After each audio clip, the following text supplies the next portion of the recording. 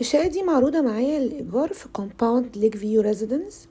ده كومباوند موجود في جولدن سكوير. شقة مفروشة بالكامل. أنا رينا سليمان من شركة سيرو هوم للخدمات العقارية.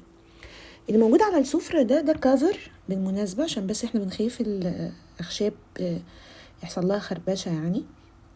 الشقة معايا حوالي 190 متر، والجاردن 170 متر كورنر، فهنلاقيه كل الغرف بتخرج على الجاردن.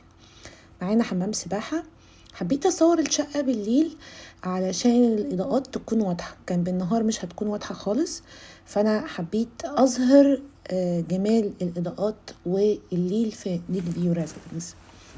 الشقة معايا بتتأجر بالدولار، ولو أول مرة تشوف القناة ما تنساش تعمل سبسكرايب وتفعل زر الجرس عشان يوصلك كل جديد. احنا طبعا خلصنا ريسبشن، وده المطبخ. فيه كمان باب للخروج للطوارئ يعني.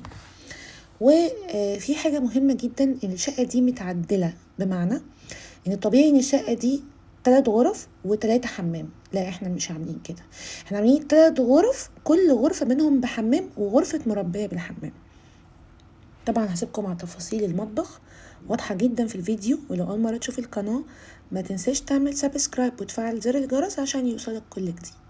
الأسعار يا جماعة بتتقال أسكرينا على 031 346 أقل مدة عندنا سنة، أقل مدة عندنا في الإيجار سنة. دي أول غرفة معانا. بصوا بقى الحمام اهو، ده باب الحمام اللي على الشمال، وبعدين أنا عندي انترنس اهو، ده بيخرج للجاردن. كويس كويس قوي.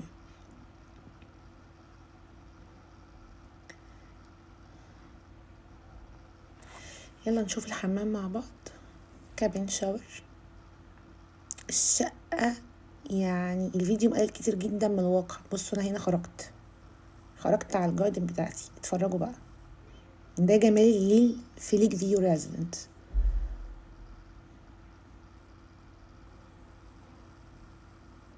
انا كده بلف حوالين الريسبشن، يعني لو رحت عند البول اخرج تاني على الريسبشن. كويس.